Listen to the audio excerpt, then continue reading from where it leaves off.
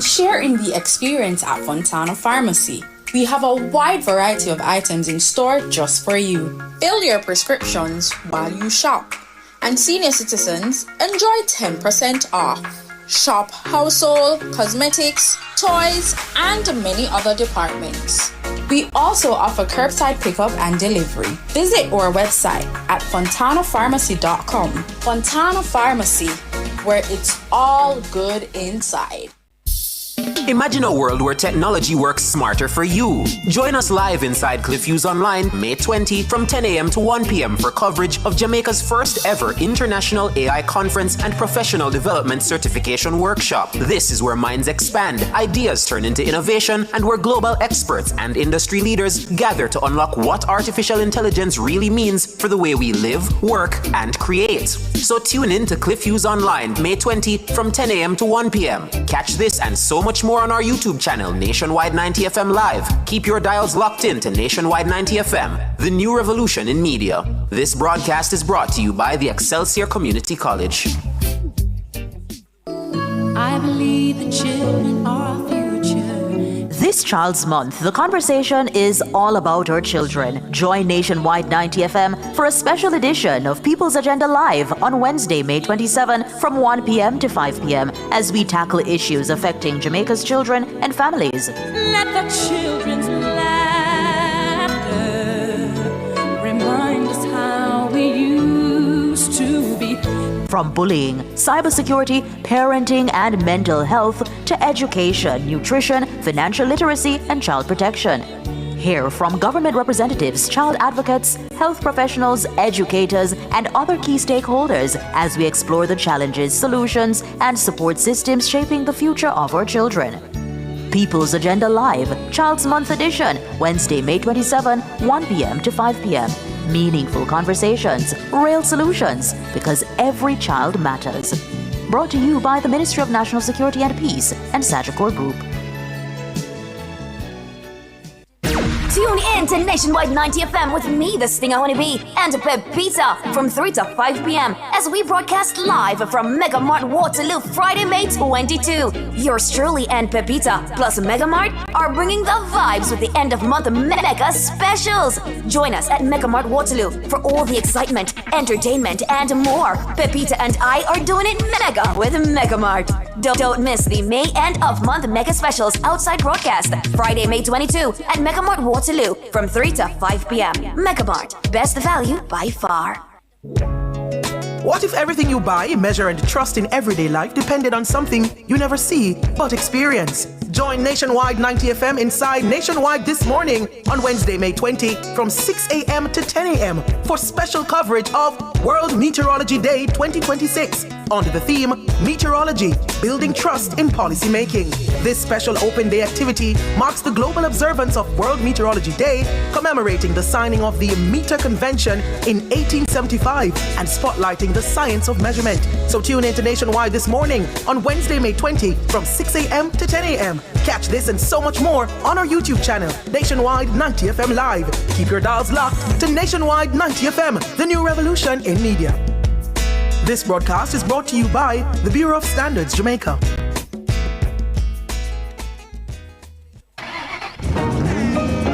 Everything loud and wicked every Saturday 3 to 5 p.m. with Outside with Pepita.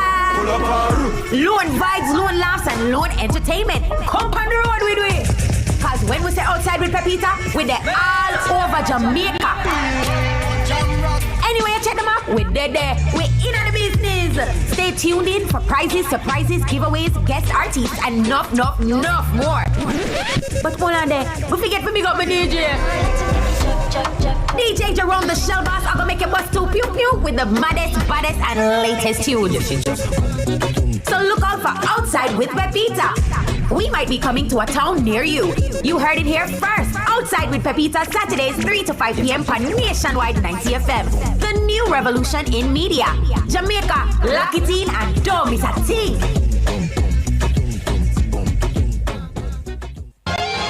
This is not just a radio show.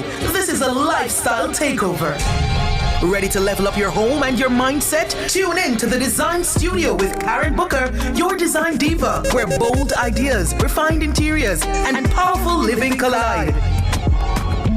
We're bringing you next level interior design, real decor fixes in What Would Karen Do? Transformation secrets inside Design Lab, and mindset elevation in Thrive 360. Because this is more than design, this is lifestyle. From stunning home tours to confidence building conversations, we're designing rooms and redefining success. Catch the Design Studio Saturdays at 1 p.m. on Nationwide 90 FM and streaming live on YouTube at Nationwide 90 FM Live. Design bold, live elevated, thrive fully. Come into the parlor, there's a welcome there for you. Welcome to the Mayor's Parlor with Desmond McKenzie. From 1 to 7 p.m. every Sunday, you'll now get more of your favorite vintage music. Put your head on my shoulder. Nationwide 90 FM will transform your Sunday into a musical time machine that will take you way back. Come on, let's go back in time. This magic moment. Journey into yesteryear with Desmond McKenzie in the Mayor's Parlor. I've got the music to jog your memory and make you smile. Put your sweet lips a little closer to the phone. Sit back, relax, and enjoy the best in vintage music. Come into the Mayor's Parlor every Sunday between 1 and 7 p.m.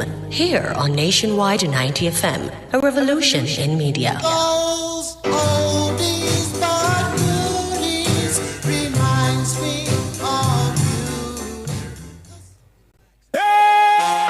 It's the planet's ultimate game.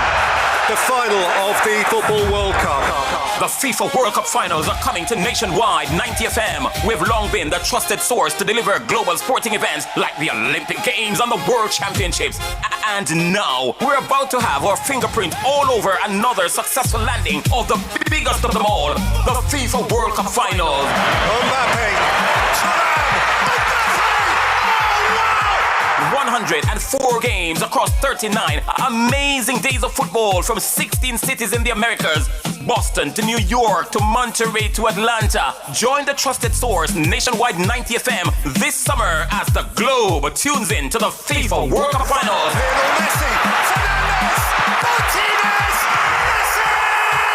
And we've got it covered right here on Nationwide 90 FM, the revolution in media. Argentina, champions of the world! But is this real? Hey Greg, come look at this. Oh my, it's happening. Mr. Daniels, the numbers keep getting bigger and bigger. Sir, the clicks are off the charts.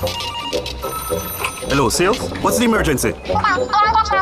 9,000 clicks in one day? 3,000 order? So how much we have left? What? I'll soon call you back.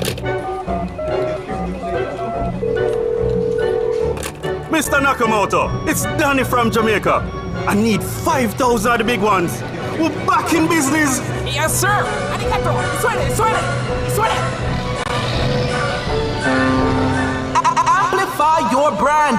Let Nationwide 90 FM assist you in tapping into a captivated audience across our social media platforms. For more information, contact us at 876-630-1210 or sales at nationwidenewsnetwork.com. Businesses, companies, and entrepreneurs, let's supercharge your brand. Jamaica, our young people are world leaders, innovators, and game changers. They are creative, intelligent, bold, and they are champions. My youths, you have the power to transform Jamaica. Our country needs your ideas, your opinions, your solutions, and your support. Full time now, we kick out crime and violence, rape culture, unemployment, and all of the other problems in Jamaica land we love. I'm Empress Golding, encouraging all young people to come make we talk up. Pan Talk Up Radio. Go on with it, youths. Talk up youth. Myself a talk up youth. Secure in the bed, financial freedom, barrel full up of crap. Down a yard, that's some things go. Take a go look inside, there's some that's loyal to income. Moving in silence. So much blessings I'm for thankful. Fulfilling my dreams, I'm grateful. Fulfilling my needs, I'm grateful. I'm so grateful. I'm so grateful. The harder it gets, it will change you. And the higher you get, that will hate you. Time gets so dread, it will break you. I'm so grateful. So grateful. In a life when it get hard, 10 toes down, shoulder broad. Drop on my knees and pray to God. It could have been worse, it could have been bad. Not in the earth, or in the bag. Not chat to no nurse and live in a ward. We flipping the car, secure in the bag. With a belly rabbit with me and my squad. Not in no barrel full of a crap. Mind over matter, we stick to the plan. Never yet sell off a couple of grand. Only the farmer can depend upon. Forever grateful, I'm giving the thanks. Living the dream, we know me and the gang. Me and the team did a sick in a sun. We wouldn't be here without all of the fans, yeah. So much blessings, I'm for thankful. Fulfilling my dreams, I'm grateful. Fulfilling my needs, I'm grateful. I'm so grateful. I'm so grateful. The harder it gets, it will change you. And the higher you get, that will hate you. Time gets so dread, it will break you. I'm so grateful. I'm so grateful. It's hard to make it out, yeah, them out, yeah, make it doubt you. Ain't stop left we out, no free voice, they make me shout. Them count me out, me count my blessing them and watch them gross. Ready like heaven chose ya. The thing a snap no photo. Got couple black for post up, celebration get the toss up. The struggle's really close up, you will see this year's the road tough. But we out and no bluff, I fi make it out, you no rush. Tell them don't touch, the ear no comb, the teeth them don't brush. Just keep the focus and love the life Jah put before us. And trust the process, and trust the journey Jah adore us. Cause life's a gift, and every day my wakes a bonus. I free my soul up, Kesnan they come sling the chorus. So much blessings I'm for thankful. Fulfilling my dreams, I'm grateful. Fulfilling my needs. It is a beautiful morning right here on the news station that is Nationwide 90 FM. This on your radios every Saturday morning, 11 a.m. to 1 p.m. Listen, we are beaming with excitement. We can't even get the words out properly, Matthew. It is Saturday morning, guys, and you're listening to the number one youth radio show in Jamaica. Therefore, the world at large, that is the Talk Up Youth Radio Show. This on your radio every Saturday, 11 a.m. to 1 p.m. And of course, I am your boy, Nicholas Williamson. And alongside me here today is somebody who I don't think we have seen in a good very little long time. Very long the man time. have ear now, guys. Like ear can flat. That means you haven't seen him for a good little while, and that is Matthew. Matthew, how are you, man? Yeah, I'm fine, man. Exams are finally over with, so I'm just enjoying my little time for summer until, start make the money come June with the summer job. So, I'm fine. I'm very excited. Yeah, we'll catch up a little bit more with you on the next side of this much. But of course, whether you listen to us on the 90.3, 90.5, 90.7, 90.9 FM band, digital play or flow, we are glad to have you this morning. Of course, we are today talking a little bit about young people, how we are supposed to stay informed, inspired, and connected in today's space. Of course, today's show is packed with youthful information and useful information, of course. It's just an exciting conversation you don't want to miss on today, of course. We'll be sharing with you examination tips, to help you prepare to be smarter, Matthew, to be more confident when you perform. And of course, you know that it's that time now. Yeah. It's not the most wonderful time of the year. Trust me, flashbacks. Yeah, it's like examination time for university students. It would have passed already, for sure. Or it's still happening now for most of us.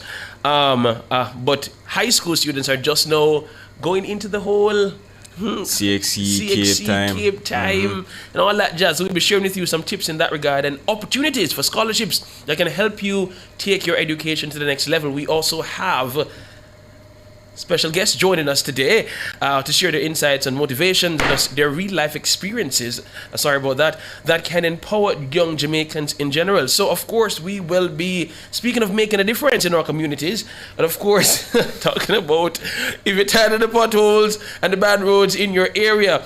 A young Jamaican, a youth advocate, of course, Nathan Morris will be here with us to talk to us a little bit about that and his initiative here on today. Yes, his new platform called Fix JA. It's giving Jamaicans a chance to report infrastructure problems like potholes. Boy, this is a lifesaver. For sure, man. Potholes, floodings, and broken roads, all that jazz, guys. It is one of the things that we, of course, we need at this point in time. It's really just for you to just take a photo, enter your location, and submit a report so the issues can be tracked and mapped for your action. What's going on in What Say You, Matthew? Now, inside What Say You, we are sharing important exam tips and reminder and talk about our own CSEC and CAPE stories. Oh boy. Like I said, flashbacks, man. In Youth for Chat, it's about youth and community development focus with Nathan Morris from Herbert Morrison High School. Then we will be hearing how our young people can get access to scholarships. Javon Keys and Dana Campbell will tell us more. Yeah. Now, we're here till 1 p.m., so listen to Talk Up Youth Radio Show here or online at nationwideradiojm.com. Yes. Or get the Nationwide app in your relevant app store. You can also watch us on our YouTube, Nationwide 90 FM. Keep it locked into the station you can trust. Yes, for sure. But tell a friend that Talk Up Youth is on the radio. You know, let them know. Come, we need to talk to the young people. Tell the young person that we're on the radio right now to tell you just a bit about some insights on how to prepare for examinations and just conversations in general about uplifting and just youthful populace and all that jazz. So we'll be here until 1 p.m. guys. So stick and stay. We soon come back. Talk Up Youth, Miss Effie. Talk Up Youth. We soon come back. Everything starts with a vision. Can't live this life without faith. Everything starts with decisions. Now sit down, idle and wait. I feel the life we have, I forget thanks. Could have dead buried in a one grave. Enough with a prayer, but don't fall. For take food right off a plate. Some see the victories and think success overnight. Never see when tea time, all the food, the time him sacrifice. All of you can call my friends, cause loyalty is overpriced. But them when them see they're not teaching locks on the rise. Yeah. Rise up, you know. So much blessings off the time. Talk Up Youth and talk the truth. I ask for the bush that representing for Talk Up Youths here and nationwide 90 FM every Saturday from 11 a.m. to 1 p.m. Bush. Hey yo, listen up. Don't wait for the symptoms start show. HIV test free. Make sure you know. Yo. Me take my test. Me get the news. Me take my meds. We can't lose. Family there, support there too. We strong, we bold life, I live right through. Live bold this early. Test the HIV. No, it's not a smooth surely. Me take my test. Me get the news. Me take my meds. We can't lose. Live bold this Free early. Testing is available at health centers island-wide. A message by the Ministry of Health and Wellness. In life's most difficult moments, you deserve care you can trust and service that honors your loved one's legacy. At Lee Mason Funeral Home, we are committed to guiding you with every step of the way. From personalized arrangements to dignified farewells, we ensure every detail reflects love and remembrance. Visit our office and showroom at 163 Constant Spring Road or call us at 876-865-9771. Lee Mason Funeral Home. Service with dignity.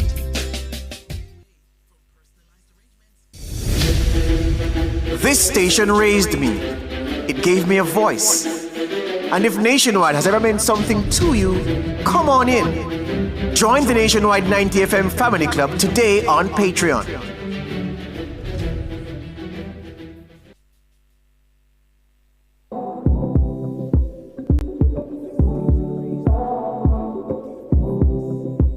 This is Nikisha Barnes representing for Talk Up Radio, a Talk Up Youth production held every Saturday 11 a.m. to 1 p.m. Talk Up Youth, myself, Talk Up Youth.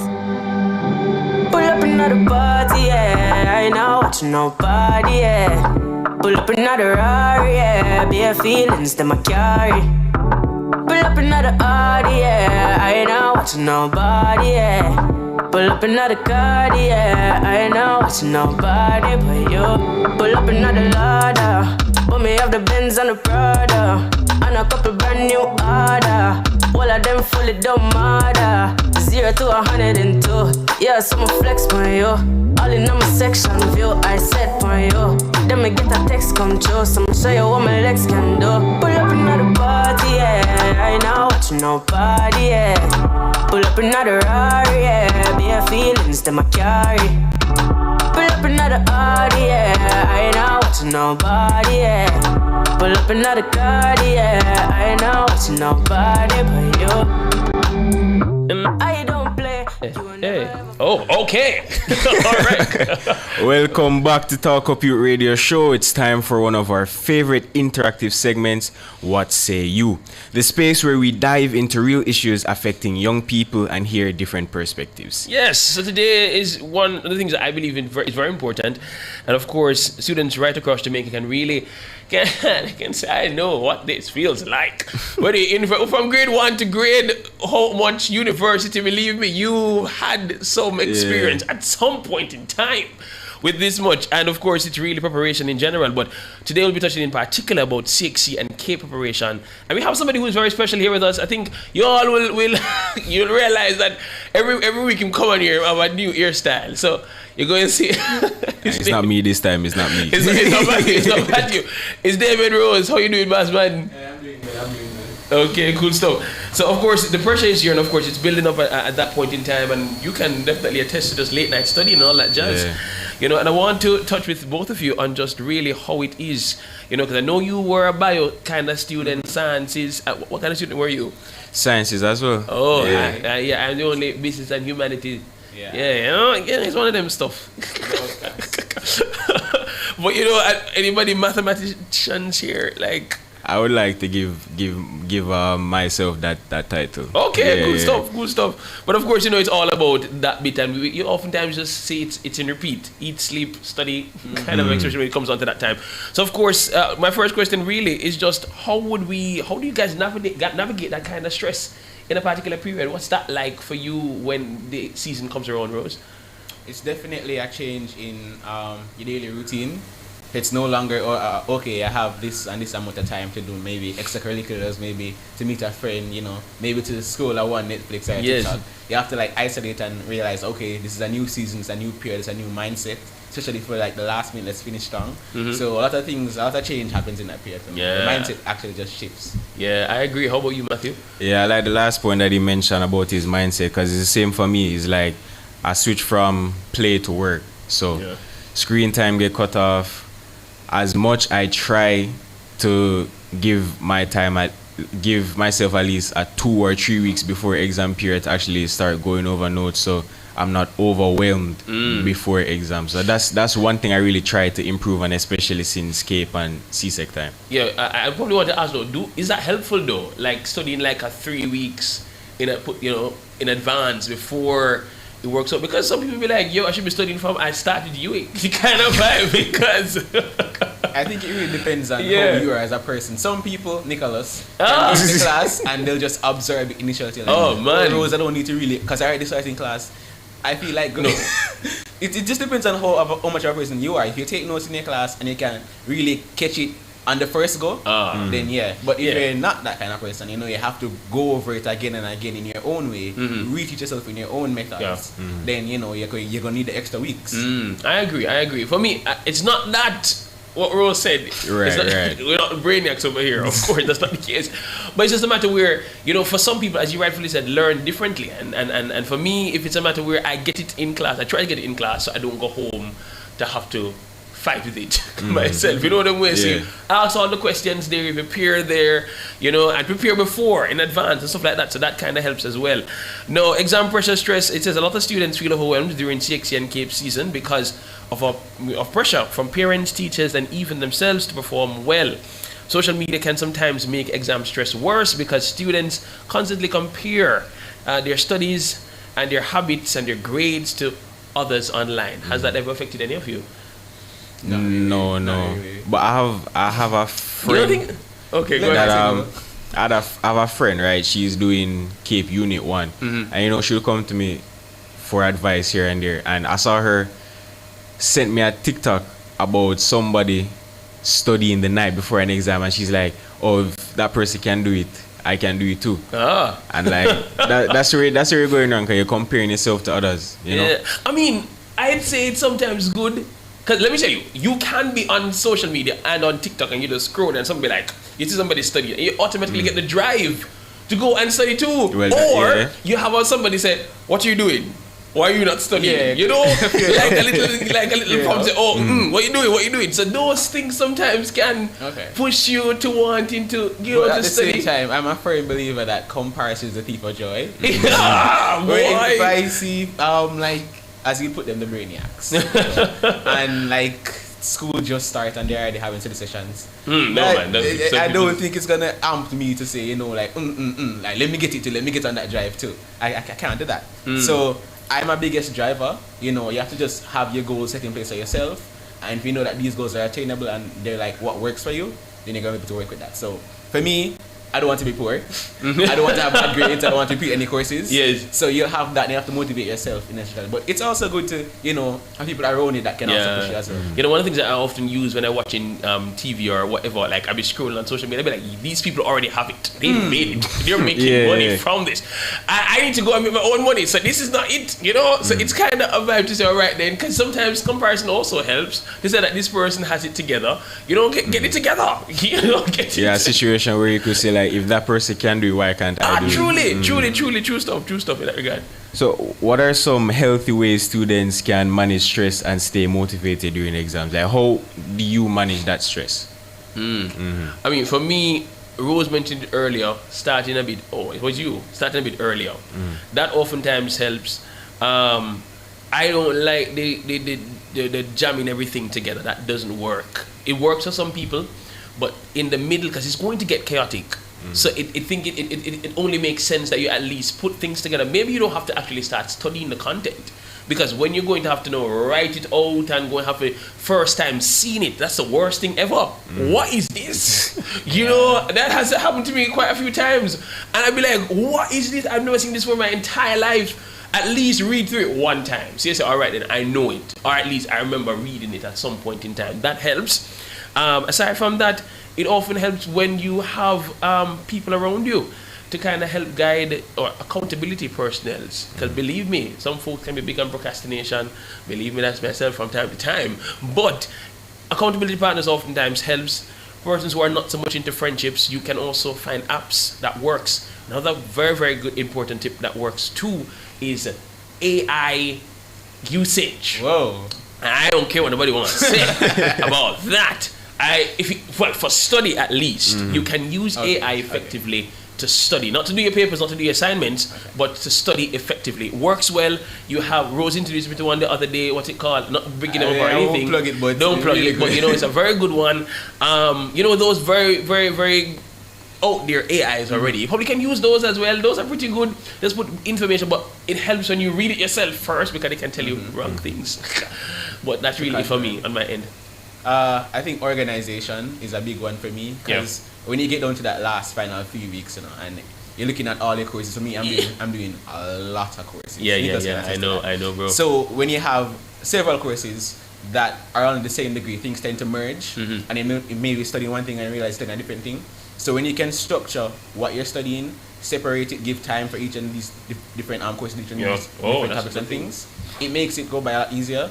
And if you do end up having to learn things that cross over, it will be less of a blur, and now it's I realized that from this other one. So things start to make sense and come together more easily. Yeah, that makes sense.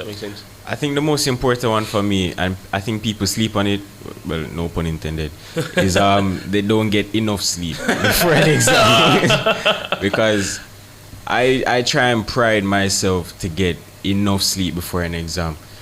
I did that majority of my time in grade 11, grade 12, grade 13. No matter how much I've studied, when it comes to a certain time, I'm going to go to my bed, right? I'm not going to burn out myself with the possibility of me bucking in the exam or not doing my best on the exam, because I know people who study straight through the night for an ADMATS exam. I'm not doing that. I'd say to each his own in that regard. Because Rose, we be up trying to get it done. I mean, because I feel like as much work as you can possibly put in, I wouldn't say, because it depends on how you feel. You know them ways. But if you don't know A from B, it makes no sense. You go to bed, because that's really messed up.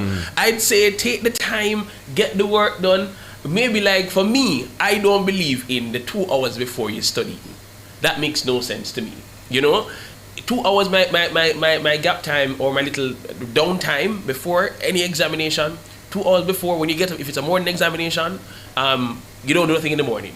You just leave it there. You don't take up the book, look, because you'll still be trying to cram stuff in. What you need to do is regurgitate the content as best as possible. Don't jump. Whatever you need to know, try to know it the day before. When in the morning comes, all you need to do is regurgitate the stuff, because you'll neglect some stuff that you needed more regurgitation. You get what I mean? Because you'll find that there are gaps in your knowledge, and you need to fix those gaps. You know what I'm saying?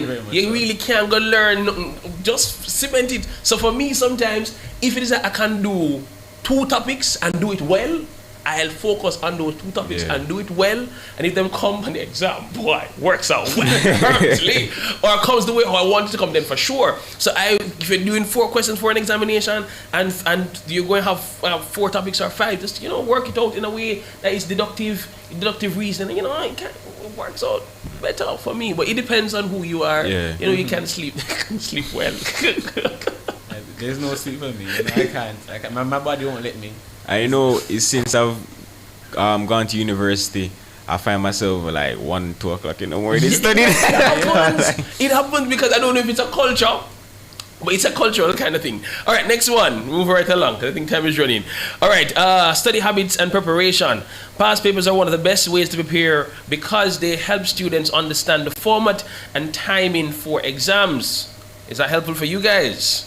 Yes. Yeah, definitely. Definitely. Yeah, I feel like, for CSEC Cape students, it is a good past paper. I think it's gospel, it's Bible, it's everything that you probably could use. It's a cheat code, actually. Yeah, it's honestly a cheat code. Yeah, until let's switch up the past. Until you're going there expecting A and end up getting X. Why today? No, so some students prefer studying alone in silence, while others learn better in groups or with music in the background. What works for you guys? Honestly, I have to shout out everybody. They know themselves that helped me in life sciences this year. For one, have always been a loner when it comes to studying. And I feel like that's how I usually retain knowledge better. But this semester, man, we've had study sessions at night. We've had learning sessions at school. We've used different AI apps that we've put together, things that make videos for us. Who's strong on a topic, teach a topic there. Who's strong for the next topic, teach a topic there. And no man gets left behind. I feel like when you're doing it alone sometimes, you tend to even if you think you grasp it, you're probably not. So it's good to have someone to can say, oh, no, that's actually not it. And so you're not going down writing the wrong thing on a paper, because you might be wrong and strong. You might have misheard it. You might have thought you understood the topic and realized that you're doing it wrong. So when you have someone there to 2 minds better than one, to confirm that this is what I should be learning, it's really good. It's really good. I agree. For me, I don't like it, but it works sometimes. If it's like, but I don't want to study with you. You know what I mean? No, that's not good to know. But meaning I prefer going through the content myself and have an understanding of the content. People just come in the session just blank. That don't make no sense. It just icks me by. I'm sorry. I'm sorry, guys. For real. Imagine you come in your meeting together and you know nothing. That's not very nice. That is not. No. They're there to learn. I cannot say anything because let me tell you this. I don't know. Guys, if you're going to go to a group study session, I'd say read something before, understand something before, man. So you can put in. Yeah, you can. Okay, sure. So I'm saying it won't be equal. It won't be an equal effort. It would seem like one person, the onus is on one person to be correct. Fair enough. So you can't challenge what I am saying because you don't know either. What you can do, what we do, is give persons individual topics to study. So that way when you come together for a certain course, say, handle that topic there. If you are, let's say you're doing reproduction, you're doing that, you're doing circulation, boom, you're doing that. So you don't have to study the entire course. So you can come and be blank on a certain topic, but you'll know your topic. And then each of us, give part in your lesson and learn that. I'd feel comfortable if it's a good group, 2 persons to a topic, because 2 persons have different interpretations. Them ways. I agree with that. But you can't come into the session with nothing at all, nothing to contribute, nothing to help, because as you rightfully say, you can be wrong and strong, and I'll be sharing my wrong and strong with you, and then we got a big strong no joke, guys. Believe. But I think that's what it is really though. What else we have here? Manage stress. Is talking about manage stress already. Distractions. How do you guys manage distractions? What's that like? TikTok, Instagram. Well, for me, who as somebody who prefers to study in silence, I would put the phone one side, go in a little space, nobody around me, just pure silence and just work at it.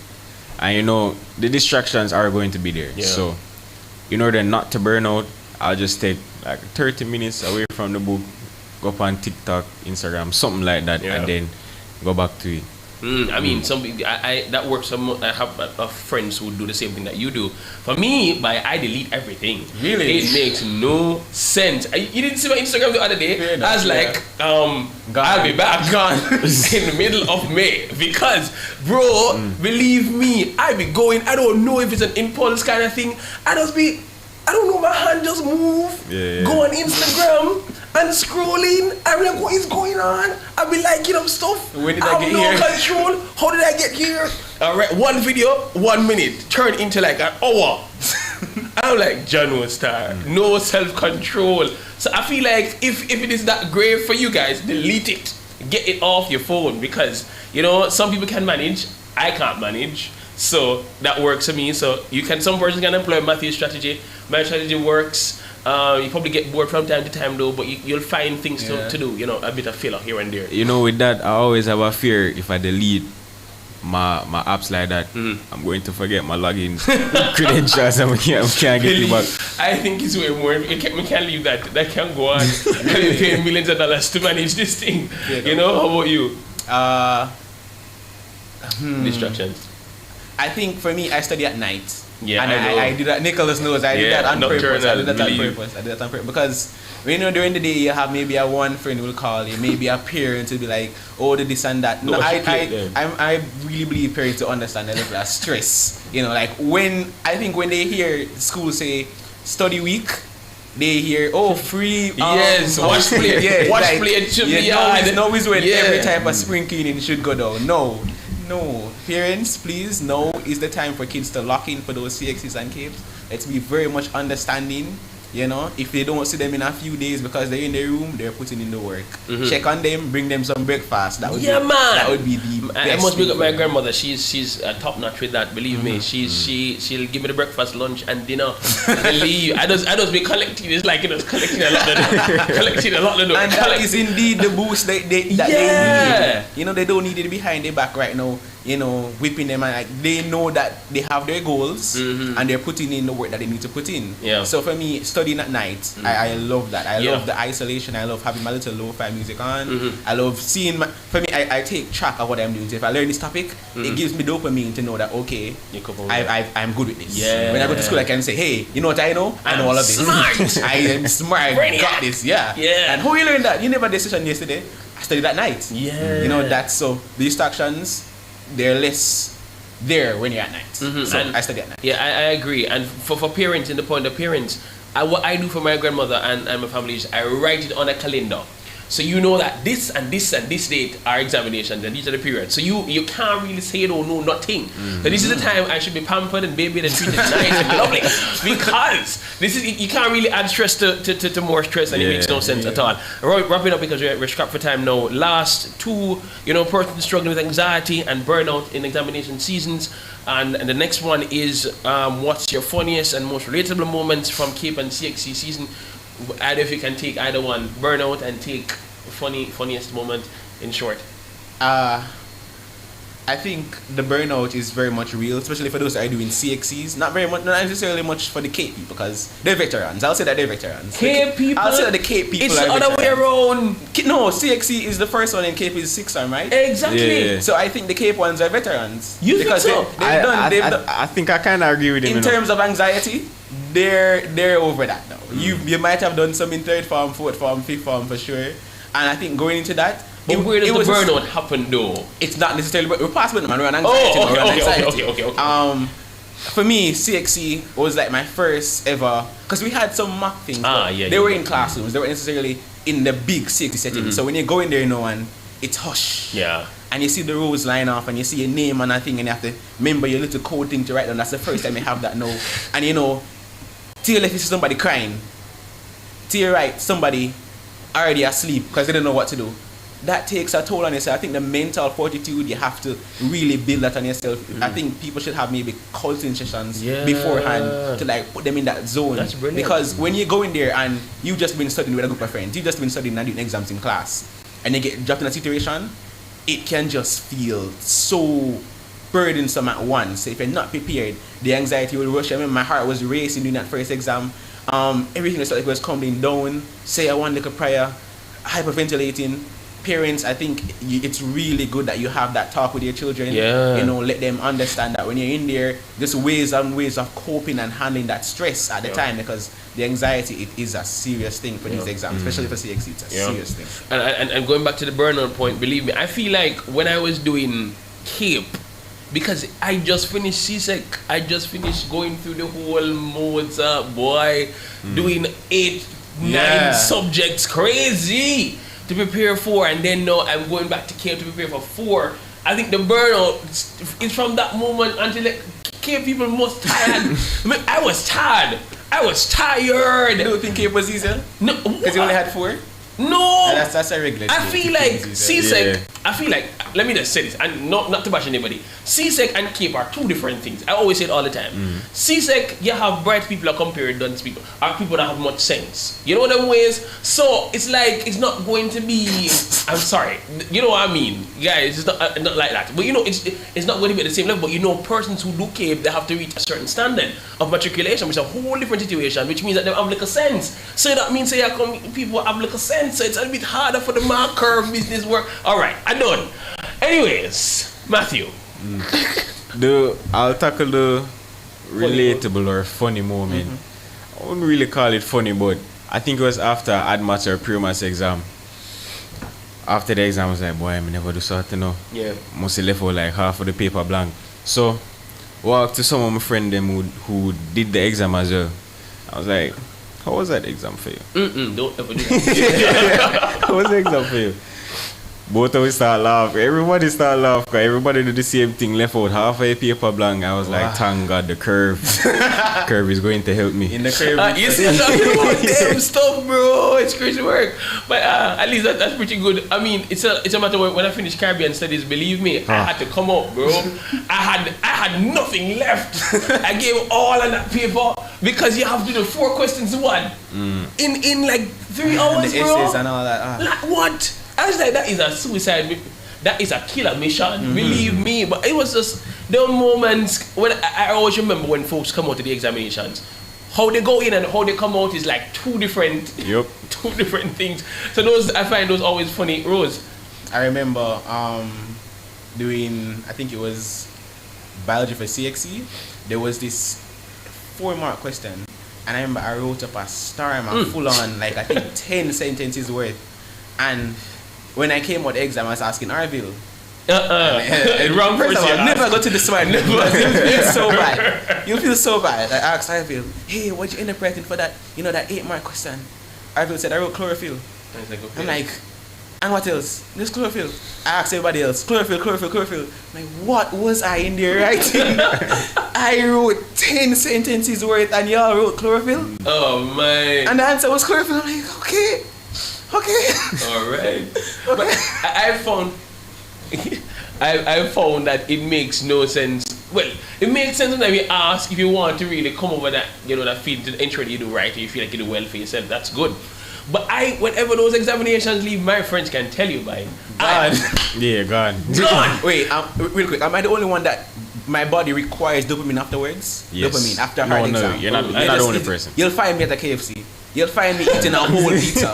I need that. It just takes such of a toll on your body. It needs some gratification to go up and be like, you know what? Despite however we did in that exam today, KFC is what I mean. Whoa, that's pretty cool though. You know me, I feel like it's a complex where after it all happens and we finish with it, then I'll reward myself with something. I've done well, you know, I don't know. You deserve it. Yeah, something like that.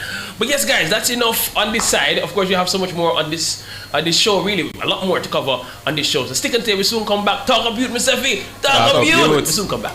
You spend all that money on your watch. How much time you spend with your son? So much money in the club. How much you spend with the ones you love? The simple things are your blessings. Simple things, them are your blessings, a blessing. Simple things are your blessing. And you don't notice your blessings. You pick it with the shoes by your feet.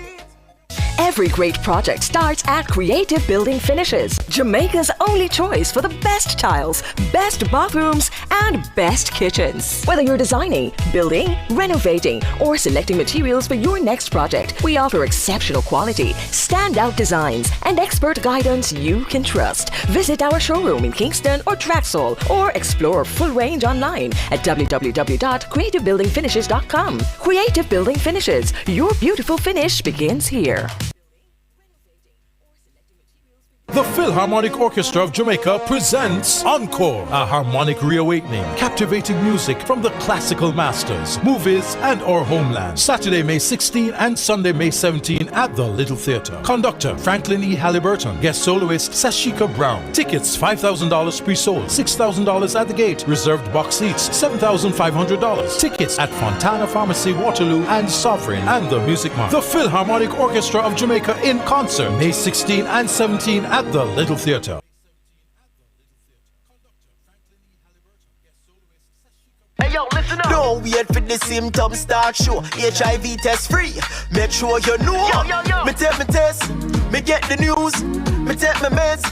We can't lose. Family there, support there too. We strong, we bold life, I live right through. Live bold, test early. Test the HIV. No, it's not a smooth surely. Me take me test. Me get the news. Me take my meds. We can't lose. Live bold, test free testing is available at health centers island-wide. A message by the Ministry of Health and Wellness. Do you them have a voice here and it matters? The Family Club helps us to keep giving young people the mic. If you believe in that, join the nationwide 90 FM Family Club today on Patreon. Hey yo, me is a youth no in a hurry. Me love me chick.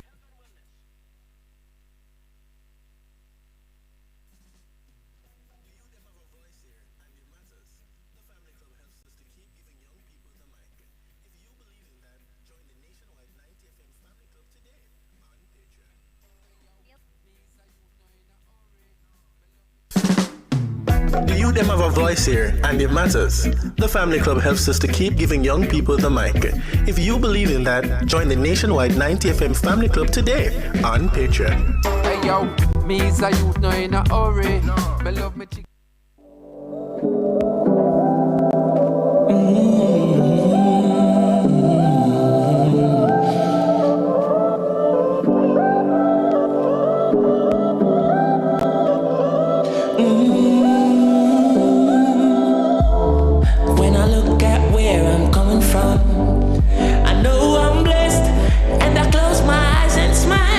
Sometimes I feel like the richest man in Babylon, and I've done my best, so everything's alright inside. Oh, every morning I rise, I stare at the sun. I know it is a blessing. So when the evening comes, I lift up my eyes to this. I'm blessed, oh man.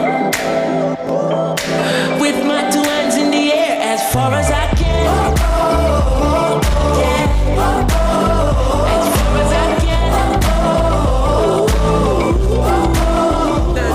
I can, yeah. My two hands in the air as far as I can. All right. Hello, everybody, and welcome back to the Dolphins Radio Show right here on Nationwide 90 FM. We were still lounging. David, what kind of style that, bro? Anyways, of course, we're going into a conversation now where I believe it's very much important. We were talking earlier about just how CXC preparation is and just all that jazz. But another thing that is very, very fundamental is just how you fund your education, Matthew. It's something that I believe students oftentimes ponder because they don't know how to move, they don't know what to do, and I feel like it's a thing that really plays with the mind, affects how they progress in school and stuff like that. So scholarships continue to play a major role in helping young Jamaicans achieve their academic careers, and just goals in general, especially at a time when the cost of education can be very challenging for many families. one program that has continued to invest in the future of Jamaica's youth rather, is Sagicor Scholarship Program, or the scholarship program for Sagicor, really. So that initiative provides financial support and educational opportunities to outstanding students, helping them to pursue tertiary studies and develop the skills they need to contribute to national growth and development. So beyond academics, the program also encourages leadership, excellence, and community involvement, among other things, for young people, really. We have somebody who is very special online today. We've heard him before. His name is Javon Keys. Is he here online with us, Rose? I am here. Thank greetings, Mr. Keys. All is well? For the most part. Glad to be here. So happy to be here. Yeah, man, I had the pleasure of meeting you some time back. Very, very brilliant orator and announcer. Great individual. Aside from that, though, I know you are very much an individual who wants to see youths, thrive and succeed. Can you tell us a little bit about just how the program is and how what the program is about in general, and just the initiative and your role in the initiative as well? Thank you so very much. So Sagicor as an organization, and particularly the Sagicor Foundation as the philanthropic arm of Sagicor Group Jamaica, is always big on giving back. And an important facet for the foundation is education. So for us, over the last 30 years, the Sagicor Foundation has spent more than $100 million in scholarships, helping hundreds of students, particularly the tertiary and secondary level, pursue their education. So our scholarship program is that opportunity where students who are clients of Sagicor and who meet a number of other criteria and are able to apply. And each year we have a robust application process where students are able to apply, and successful applicants will be able to walk away with the funding for their education. And we're so happy to be able to do that, because again, it's a really important part of what we do. Truly, absolutely brilliant, I'd say. And it's really just investment in young people's life, because we said it earlier, a lot of young people really don't know where the first and the next dollar dime coming from, and it can be very pressuring on your educational studies. And I believe you're doing a wonderful job there at Sagicor. I believe Matthew has a question for you. Yeah, so what is the main goal of the initiative, and what issues or challenges is it aiming to address in the community? Well, if you think about it, educational attainment is the best social mobilizer in any society.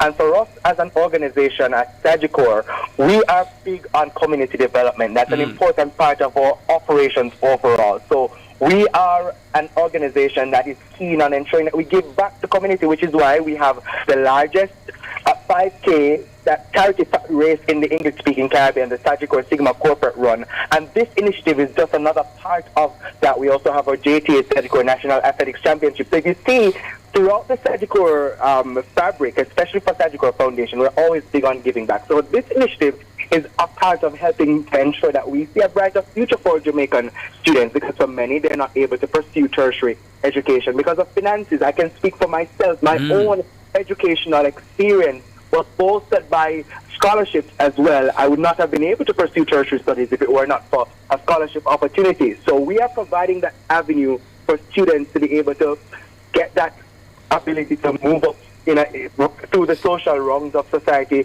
by enriching education. For us, last year we gave out 55 scholarships for our 55th anniversary. Sagicor Group Jamaica celebrated 55 years last year. And of course, we are going to be handing out more scholarships this year, and the applications are now open. So May 1 is when we open the scholarship portal, and it will close on May 31, and it's open to students going to the University of the West Indies, UTech Jamaica, NTU, University College of the Caribbean, that's UCC, Caribbean Maritime University, the Endamani College of the Visual and Performing Arts, and Michael University College. So a wide range of institutions at the tertiary level. And for secondary scholarship awards, if you are a parent who works in an organization that has Sagicor Life policies as a part of your group health insurance, just go to your HR department to find out how you can apply for this scholarship. Yeah, truly wonderful stuff. And I love the fact that I always say education, investing in education is more than just a corporate social responsibility. It's something that I believe will be lifelong. And those things, I believe, it goes more beyond just the fact that, it's just investment in education. So I'd probably ask the question really, why do you believe that programs like these are very much important for just young Jamaicans in general. You said it yourself a while ago that you were a recipient of some scholarships. Tell us a little bit about that. Well, when you think about national development, we talk about Vision 2030. Jamaicans are empowered to achieve their fullest potential is one of the goals in Vision 2030. And when you think about the Sustainable Development Goals, which aligns nicely with Vision 2030, Goal 4, which is one of my favorite goals of the SDGs, is quality education. Fundamentally, when you realize that education is a cross-cutting tool that will help to mobilize development, mobilize communities, and if you think about every single social issue in society, education is the solution for in many instances. You talk about enrichment, you talk about building capacity. So for us at Sagicor Foundation, helping to support education is a critical part of that, and that is why we have this scholarship program. And our chairman of the Sagicor Foundation, Mr. Christopher Zaka, who is the president and CEO of Sagicor Group, he's very keen on our scholarship program, which is why we continue to do it, and it continues to grow from strength to strength each year. So the short answer to your question is education is super critical to development, it's super critical to nation building, it's super critical to helping to uplift communities, which is a big part of what we do at the Sagicor Foundation and by extension Sagicor Group Jamaica. Yeah, absolutely brilliant, brilliant response. I probably want to know now, what has the responses been like from students in general though? Because I'm sure they would have been impacted in some way. What has the responses been like from students? Well, over the years, we've impacted, and the scholarship program has been around for about 30 years. We've impacted hundreds of students across the length and breadth of Jamaica. And the reality is, in any program that will allow you to be able to cover the full 3 or 4 years of your degree program, you can appreciate that these students have been immensely grateful. I can recall last year there was a student who reached out to us. They graduated as valedictorian from their class, and they wanted to let us know that they were so appreciative of the support from Sagicor Group Jamaica. We have so many of those stories of excellence, students who are building their communities, which is why we introduced the Chairman's Award as well as the R. Danny Williams Award for excellence as well, because we want to encourage students to not only do well academically, but also come up with solutions to build their communities. So these students have been very grateful. They have been very keen on ensuring that they do well, because to maintain the scholarship, you have to keep a GPA of 3.0. Okay. So it's also an encouragement for them to ensure that they maintain a particular academic stature. But overall, the reaction has been good, which is why we have more than 1,000 applicants in any year, to be honest. So I'm encouraging students to go on to SagicorFoundationScholarships.com to find out more information and apply now, because while the deadline is May 31, you don't want to wait, because there are some items that you need to submit. You don't want to wait and then you miss the boat. Yeah, May 31 is right around the corner, guys. So please do not waste any time. Do not procrastinate. Get it done. Matthew has a question for you as well. Yeah, what challenges have you faced while developing or managing the initiative, and how do you plan to grow it in the future?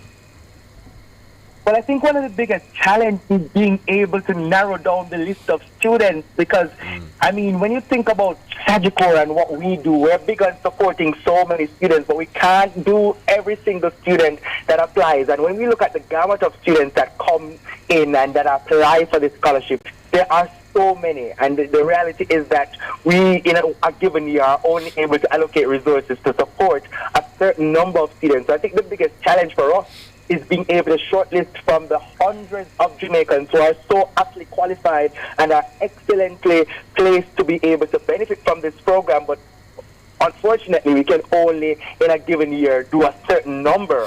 So I think that's the toughest part, because even when you're on the interview panels, you can hear such prospect and you can hear such excellence coming from these students, so much passion. Yeah. So many of them speak about the communities that they're coming from and the challenges that they have overcome, and how for many of them they are the first in their families to become someone who's qualified to go to university. The first in their families to be able to move up, to become a doctor, to become a journalist, to become an engineer, to become a chef, whatever it is. So for them, hearing those stories and knowing that what we are doing is going to make a huge difference in their life, I think the toughest part for all of us has been when you get to that shortlisting where you see so many people who could benefit from the scholarship, but we are only able to do a set number per year.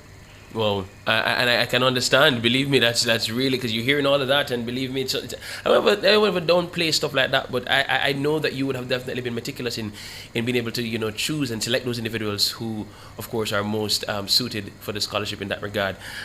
Lastly, just for folks who are listening here on today, how can young people and members of the public get involved with you all, and support the initiative, or learn more about upcoming just initiative and opportunities that you guys at Sagicor are giving out, stuff like that? So to find out more about our scholarship program in particular, it's Sagicor Foundation Scholarship. That's Sagicor Foundation Scholarship.com, and go ahead and you'll be able to find all the information you need about the scholarship program. You can find out how to apply, all of that. In fact, the application is done on the website. Oh. So all the information you need is located right there. To find out more about what we're doing at Sagicor Group overall, you can go to our website at sagicor.com, because we as Sagicor Group are big on philanthropy. Of course, most people know us from the Sagicor Sigma corporate run, and we say thanks again to Jamaica for showing up for this year's run, the largest one we've done yet. And again, the 5 schools will benefit from the proceeds that more than $152 million raised from this year's run, and 5 schools out west that were badly damaged by Hurricane Melissa will benefit from those funds thanks to Jamaica. And of course, as I said, right around the corner on June 26 and 27, we're also encouraging Jamaicans to come on now to the JTA Sagicor National Athletics Championships, because that's again another way that we're supporting Jamaica's development through sport and community development. So there's a lot that's happening. So we're encouraging Jamaicans to go to our website and find out more. But for the scholarship, it's Sagicor Foundation Scholarships.com to find out how to apply. And remember, the deadline is May 31. That's right. Thank you so much, Mr. Keys, for that is concerned. Lastly, for young people in general who are listening to you as well, you definitely overcome in that regard. Can you just share a bit of hope, a bit of something to young people who are listening to you right now? Who thinks that they can't find a way to fund their education, what to do, their backs against the wall. It's that time now to go to university, and what next to do. Just a bit of advice in that regard, a bit of hope, inspiration, something along those lines. Boy, I wish I had enough time to tell my story, but that's probably for another time. But let me tell you, I applied for a number of scholarships back in my time, and the right one came through at the right time. So I'll say to people, go ahead and apply for as many scholarships as possible. Of course, you're going to apply for the Sagicor Foundation Scholarship, but go ahead and apply for as many scholarships as possible. You never know which one you land. The scholarship that I ended up getting, which was the Jamaica Government Exhibition Scholarship, that's a scholarship I applied for, and I didn't even think that I would have gotten it. I even forgot about it, in fact. But it turned out that it was in the nick of time, when I was coming to almost the end of the semester at Carimac, year 1, when I only had, starting Carimac, 1 semester's money. And in the nick of time, that scholarship came through to cover all of my 3 years at Carimac, and books and additional support. So apply, do not ever give up, never doubt yourself, put your best foot forward, and never doubt the power of your mind and what you can do with your mind, because you are the determiner of where you go and how you move forward. Never forget that. Wow, thank you so much. Brilliant advice, Mr. Keys. Thank you so much for being here with us today. I'm sure the students are uplifted, and of course they will definitely apply for the Sagicor Foundation scholarships. And as you said before, you can find them on Sagicor Foundation Scholarship.com to get access to that information. Aside from that, of course, I'm sure they have Instagram page, and you can search them up. Absolutely. So you can go to our Instagram page or social media pages online, Sagicor Foundation, as well as Sagicor Group Jamaica, so you can find us online everywhere, and you can find out more information there. Yes, thank you so much again, Mr. Keys. Believe me, guys, we are in for a special coming up more after this break for sure, but I'm sure you've been blessed thus far. You've learned so much thus far. Of course, there's more on this side of Talk Up Youth than on the other side of Talk Up Youth. Sorry, so we soon come back. Talk Up Youth. We Talk Up Youth. We soon come back. Just for music. YouTube Premium. Once.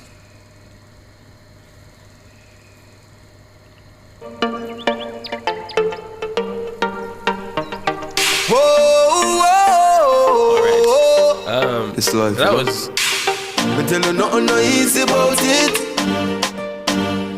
But for real, we won't quit, no. You know. And every day me get up and feeling the same. No. Some days me feel dread. Yeah. And on a little bit of people I live for when I'm. Don't go through. God, we no put it on our brain. Cause no man is perfect. We all know. Sharing the experience at Fontana Pharmacy. We have a wide variety of items in store just for you. Fill your prescriptions while you shop. And senior citizens enjoy 10% off. Shop household, cosmetics, toys, and many other departments. We also offer curbside pickup and delivery. Visit our website at fontanapharmacy.com. Fontana Pharmacy, where it's all good inside. Hey yo, listen up. Don't wait for the symptoms start show. HIV test free. Make sure you know. Yo. Me take me test. Me get the news. Me take me meds. Me can't lose. Family there, support there too. We strong, we bold life and live right through. Live bold test early. Test the HIV. Know you start a smooth surely. After we go. Me take me test. Me get the news. Me take my meds. Me can't lose. Free testing is available at health centers island-wide. A message by the Ministry of Health and Wellness.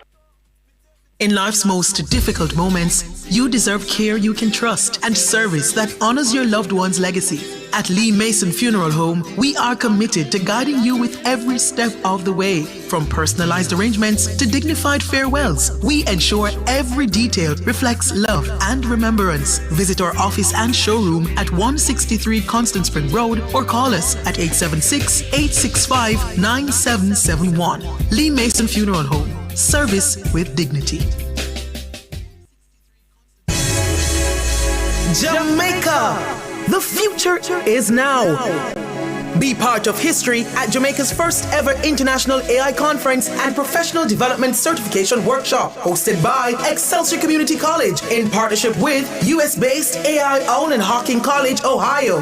Join global innovators, educators, business leaders, and technology experts on May 20 and 21 for 2 powerful days under the theme Breaking New Frontiers, Demystifying AI Technologies to Enhance Productivity. Set to take place at the college's main campus at 137 Mountain View Avenue. Participants will hear from an outstanding lineup of international speakers alongside AI and workforce development experts from Jamaica and the United States. Register today at www.aio.org/AI-conference-2026-Jamaica and secure your place at the forefront of innovation.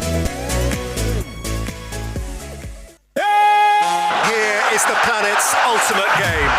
The final of the Football World Cup. The FIFA World Cup finals are coming to Nationwide 90 FM. We've long been the trusted source to deliver global sporting events like the Olympic Games and the World Championships. And now, we're about to have our fingerprint all over another successful landing of the biggest of them all, the FIFA World Cup finals.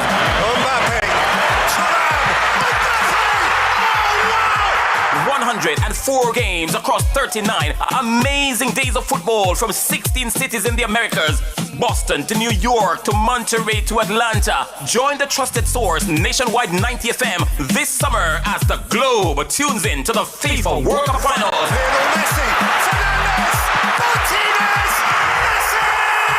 And we've got it covered right here on Nationwide 90 FM, the revolution in media. Argentina, champions of the world!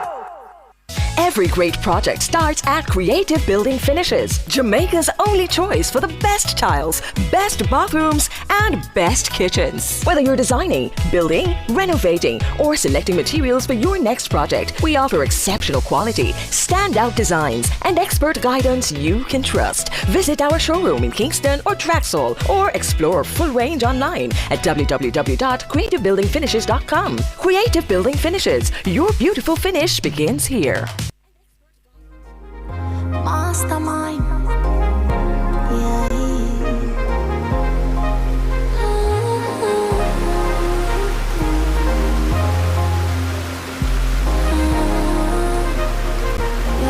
Me pray every time I feel can't do no different. Swear me half a win, that's why I'ma try again. Pray every time I feel, cause God always a listen.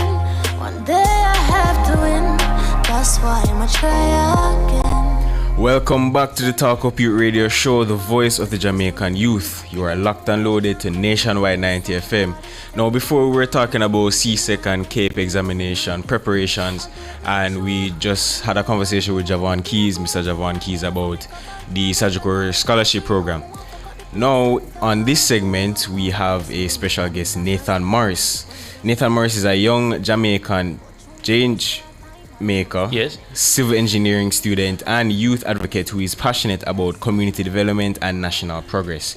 He is currently pursuing civil engineering at the University of the West Indies, Mona, and is the founder of Fix Jamaica, a civic initiative designed to help Jamaicans report infrastructure and public issues such as damaged roads, broken street lights, blocked drains, and other community concerns.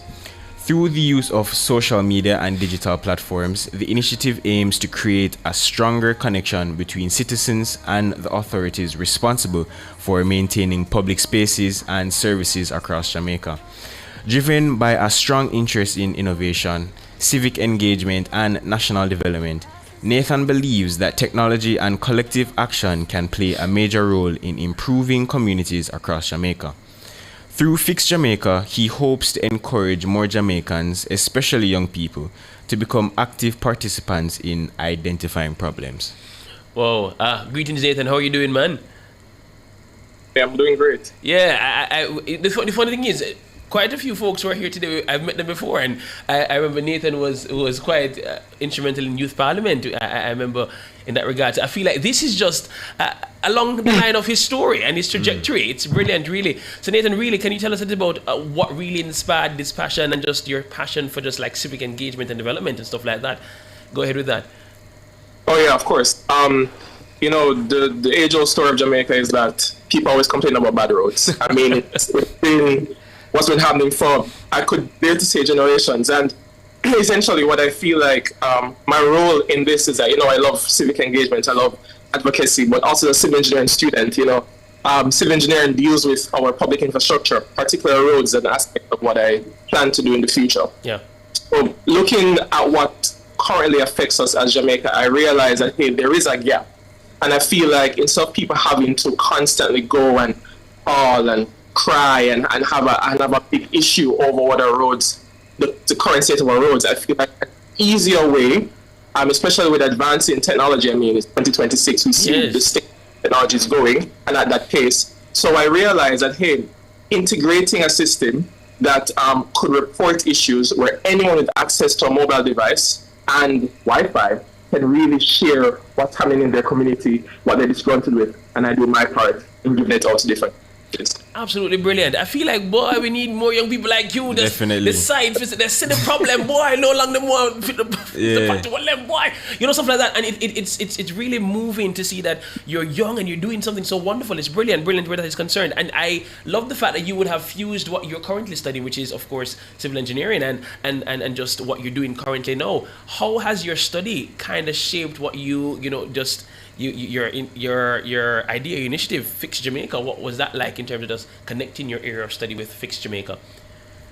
Well, actually, within my course of study, we realized that there are a lot of stuff that I for sure was curious about in the earlier parts of how really public infrastructure works in terms of developing roads and cities and stuff like that. Mm-hmm. So when I realized that, hey, for example, more than likely, our roads aren't built to the standard they are to be built, or for the reason they are to be built for. So there even in certain cases, an engineer would design a road that is specified for, say, not so much traffic. Yet you may have within a community trucks and big buses travel through that area quite often. That actually could be a reason why potholes even appear on a road, because, you know, minor roads are built to the same degree as, say, a public corridor like a highway, for example. So there are certain reasons and factors that really was exposed to me during my study to say, hey, potholes are happening for a bunch of different reasons, and infrastructure issues, among others, are out there. For example, sidewalks are not in certain areas that they should be. So, for example, in certain school zones in Jamaica, we may find that there aren't any sidewalks that accommodate for kids, and which is a public hazard. And to be honest, in my opinion, if our public infrastructure is in a good place, then our public safety on the roads are also in a good place. So that really pushed why I decided to go forward with this initiative. Wonderful stuff. So what exactly is Fix Jamaica, and how does the platform work for someone who wants to report an issue in their community? Yes, so Fix Jamaica, we're currently in our pilot. We started roughly a month ago, but I've had this idea for about, let's say, 5 or 6 months. And decided that I was going to start it. So what we do is currently we have a Google form. The Google form can be accessed on our Instagram page. Our Instagram page is at Fix Jamaica. That's all, just Fix Jamaica. You can DM us and you'll instantly get sent a form that will give you access to that. So the form is really short. What you do is that you snap a photo or a video of the infrastructure issue, whether it is a pothole, whether it is a light post not working, whether it is improper disposal of garbage in an area, anything. There's a list of stuff there that you can select. Then you just enter the area that it's in. You put in a little bit more information as in the severity, which is what I believe makes Fix Jamaica so special. We aggregate this data based on the severity of it. So, for example, if this pothole in a certain area has caused multiple accidents, what I want is for citizens of that community, multiple of them to report the issue. Yeah. So I don't want one person to report it, I want most people to report. So I can bring that data forward to the agencies, like National Works Agency, municipal corporations, to say, hey, 30 people are upset with this area and this stretch. It's caused 2 accidents in the past couple months, stuff like that. Yeah. So what I really want is that Jamaica, it has its place within our society where individuals can see a pothole, and my goal is, if you see a pothole, you see a issue, you say, hey, Fix Jamaica, let me upload it. And eventually, I want, the reason why we have it in the pilot phase now, I want to see how much is needed in our society. I want to see how much is appreciated and how much it can really make a difference. So that's why right now it's a Google form, but eventually we plan. Wonderful stuff. I just love the fact that, you know, you're doing this and you're trying to bridge the gap between just the agencies and just citizens in general. You know, it's a brilliant initiative where that is concerned. You know, I probably want to ask, you know, what are some of the common infrastructure problems that you probably would have gotten thus far, just seen in general, that probably needs to be tackled by just our agencies in general in that regard? Let us know that. Well, number one, Jamaica, potholes. Some people might call them craters, some people might call them ponds. I mean, it's a serious problem we have in our country, and I feel like no matter where you go within our country, no matter, it doesn't even matter the community that you're in, whether it's in the upper class of Jamaica or it's in the lower class of Jamaica, you will always find that issue present within our country. Yes. The biggest issue. But we do have in certain areas, for example, where our street lights are working. That's a big issue. That's safety. A lot of people travel at night. A lot of people have to work at night. A lot of people have to commute in general at night. And sometimes that being an issue is really a public safety matter. Then, as I said earlier, sidewalks are being in certain areas flooding quite often because of the improper disposal of garbage, stuff like that.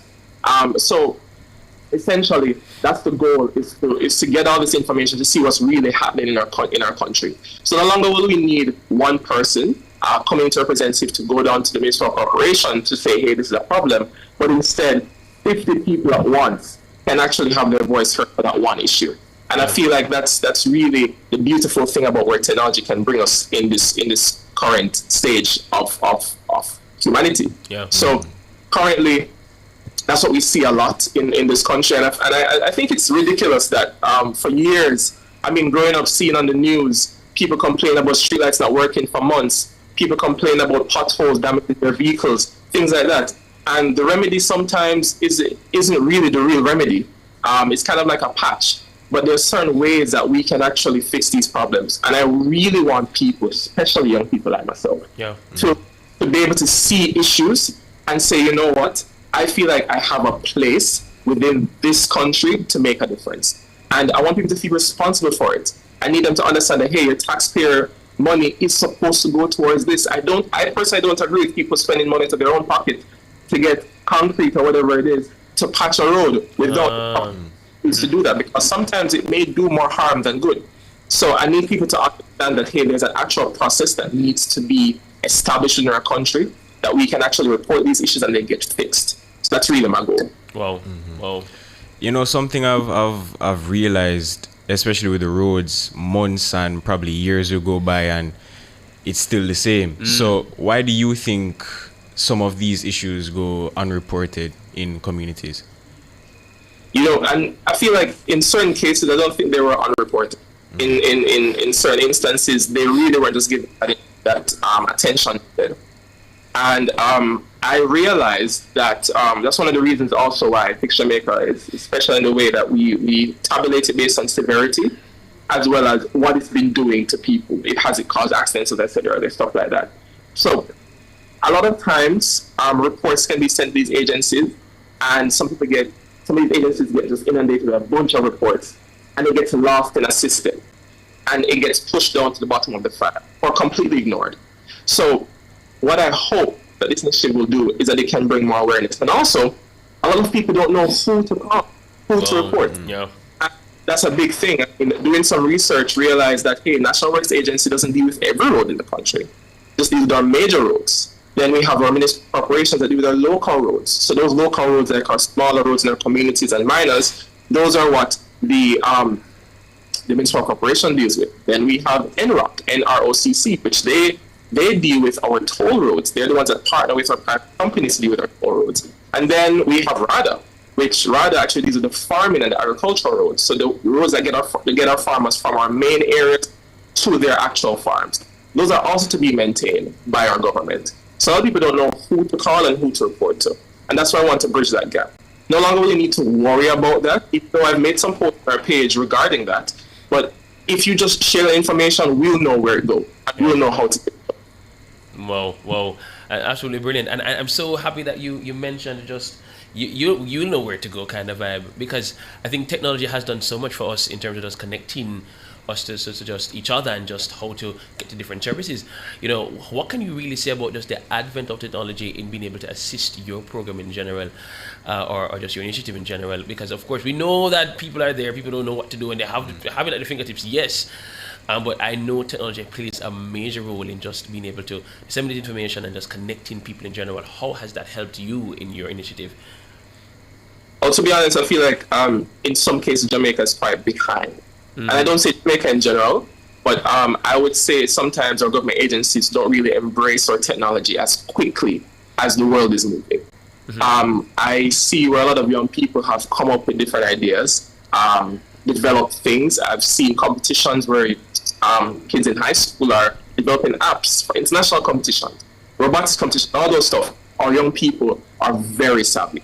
And I feel like utilizing technology, especially for this initiative, is really what can make it as broad scale as it should be, or as it has been for the longest while. So for example, these initiatives can really be helpful, because if, say for example, someone is in a community that may get pushed on the back burner because of the distance they're in. So for example, they're not as close to the center, but maybe individuals at a certain place are responsible for taking care of that area, but they don't get there. And it's a common story in Jamaica. Oh, we can't get there. Oh, it hasn't gotten done because it's unreachable. Situations like that, I feel like this initiative can really work. If you have a mobile data, just snap a picture, upload it, and if multiple people upload it, then we can see that here is an issue that needs attention. So no longer will someone need physically move themselves to go and report it, nor will someone have to physically come and see the problem before it is actually even heard of in the office. But instead, technology can actually fill that gap and can be that channel where communication happens between the people and the government. So that's really how we implement it, and the value that technology has in Fix Jamaica. Yeah, man. People snap picture everything and different things and foolishness all the time. So snap pictures for something good, man. You know, something wonderful, man. Thank you so much for that. I know Matthew has a question to just wrap this up, really. Yeah, you mentioned the Fix Jamaica bridges the gap between the community and authorities, right? So have you received any feedback or support from communities or authorities since launching Fix Jamaica? So actually not much. So that's why I really want to get the information out there. The form that we have is extremely short. But the reason it's in the stage of a form, we haven't done much investment in, say, developing an app just yet, is because I want to see how much is appreciated within our society. So currently, we're working on getting the data out there, because I believe that going to an agency empty-handed really makes no sense. it needs to be a case where individuals have reported these issues multiple times, and I can actually see that, hey, there's true value of this Fix Jamaica initiative being utilized in our country.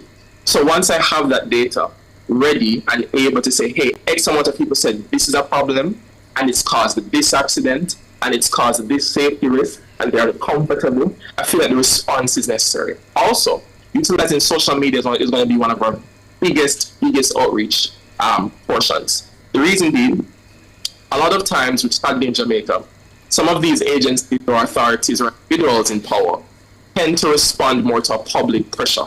And I feel like within our country, I feel that we need to apply some level of some public pressure within it. So tagging these agencies in a post, I would eventually encourage individuals to say, hey, this problem has been reported, has it been fixed? Send me the photo, let's use social media, let's push it, let's tag it, let's get a whole community movement around it so that it can actually get fixed. Yeah. I don't want it to be a case where it's just 1 week and it's focused on 1 week and then ignored the next. I need it to be a case where it's a consistent need and demand for change, because everyone has a right to having these roads properly dealt with. I mean, your vehicles can't be destroyed because of a single pothole. That can actually be dealt with and should be dealt with by our government. So what I want is that individuals to go out, use the Google form. It's really short. Just go to Fix Jamaica on Instagram. It's in our bio, or just send us a DM, and you'll get it instantly. Fill out the form, send a photo or a video, and we can actually get the information out there to different agencies, relevant ones to your problem. Mm-hmm. Wow. Lastly, Nathan, I know you're big on just youth engagement and just national development in general. You know, how can young people, I'm sure they would have seen and noted these issues, but you decided to, get up and make a change. How can young people, get up and decide to really, be like a Nathan and just join the effort in terms of just national development and multinational development? What's your advice to young people a young person who might have an idea where that is concerned? What got you started in that regard? Let them know your journey. Well, to be honest, I mean, growing up, I don't think I was a very shy kid. I don't think. So I've always for sure not. I've always been. So that kind of played a role in me being comfortable with voicing my opinion and stuff. But for the people out there who may find themselves a bit more on the reserved side, don't worry about that. There's always a place for you to make a change, even if you're uncomfortable with showing your face, if you're uncomfortable with airing your voice out there. Social media is a powerful tool. But not only that, sometimes you have to push yourself out of your comfort zone. I mean, it may be a case where, say, you go to church, just say, let me read the Bible verse today. Yeah. Go in front of the crowd, you may be a little, that's natural. It is always natural to be nervous when public speaking or speaking to any group in general. But also, that kind of helps you to break out of your shell.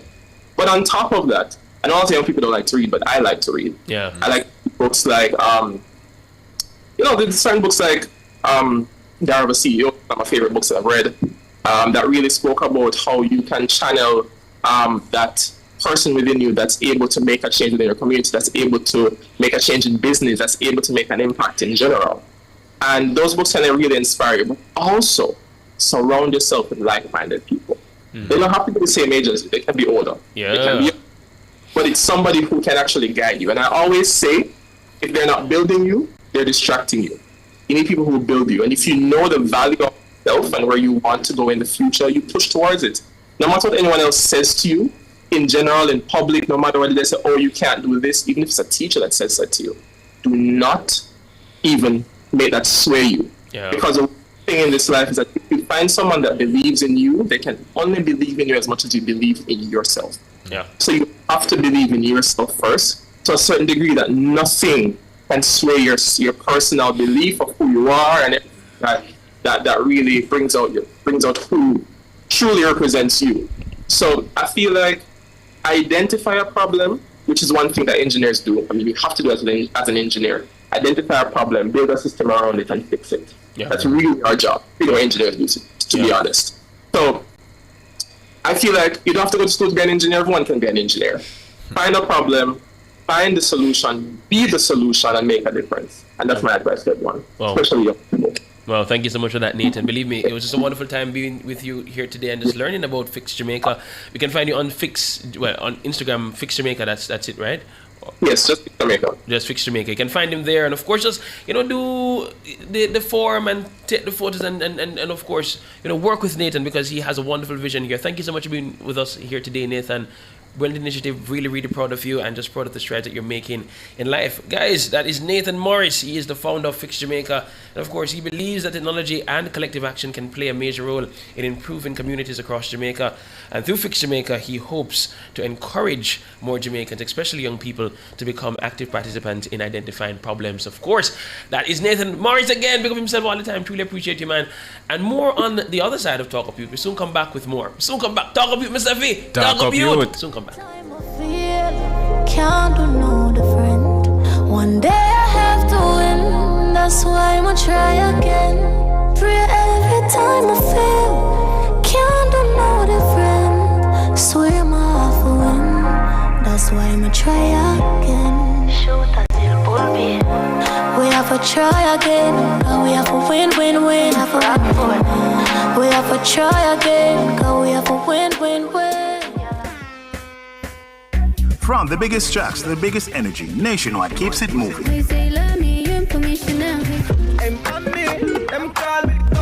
If you love the vibes, come and lock in with us for real. World boss, if a prison could stop me. Join the Nationwide 90 FM Family Club today on Patreon. Practice. God me say you watch you off me practice. The Philharmonic Orchestra of Jamaica presents Encore, a harmonic reawakening, captivating music from the classical masters, movies, and our homeland. Saturday, May 16 and Sunday, May 17 at the Little Theatre. Conductor Franklin E. Halliburton, guest soloist Sashika Brown. Tickets $5,000 pre-sold, $6,000 at the gate. Reserved box seats $7,500. Tickets at Fontana Pharmacy, Waterloo, and Sovereign, and the Music Mart. The Philharmonic Orchestra of Jamaica in concert, May 16 and 17 at the Little Theatre. Here is the planet's ultimate game, the final of the Football World Cup.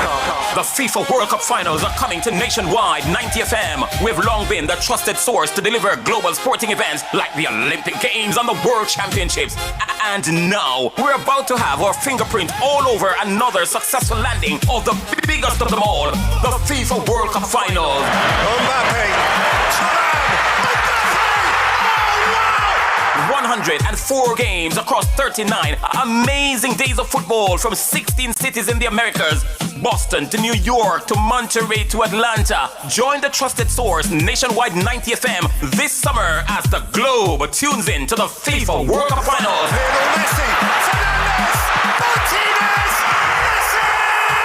And we've got it covered right here on Nationwide 90 FM, the revolution in media. Argentina, champions of the world! This station raised me. It gave me a voice. And if Nationwide has ever meant something to you, come on in. Join the Nationwide 90 FM Family Club today on Patreon.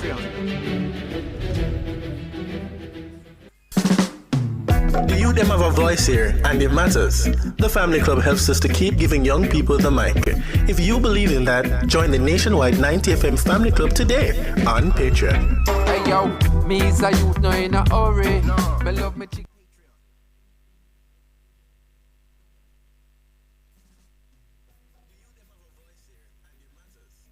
Hey yo, listen up. Don't wait for the symptoms start show. HIV test free. Make sure you know. Yo. Me take me test. Me get the news. Me take my meds. Me can't lose. Family there, support there too. We strong, we bold life and live right through. Live bold test early. Test the HIV. Know you start a smooth surely. Me take me test. Me get the news. Me take my meds. Me can't lose. Live bold test. Free testing is available at health centers island-wide. A message by the Ministry of Health and Wellness. Talk Up Youth and talk the truth. I ask the bush that representing for Talk Up Youths here and Nationwide 90 FM every Saturday from 11 a.m. to 1 p.m. Bush. Yeah. 2-2. Minute. Bush loader. Same one. Ready, man? Yeah. Excuse me, no pagans. Now seek validation. Never. Toast and admiration from you nor your patrons. Posting about name brands, because over 8 grand. When me searching up the same one, with the cost of a straight pants. Why own a Ferrari? With nowhere to park it, boy. Why shop a Louis V when there is a target? Now me hype on my face thing. True minds. Alright, welcome back to Talk with Radio Show. Right here nationwide 90.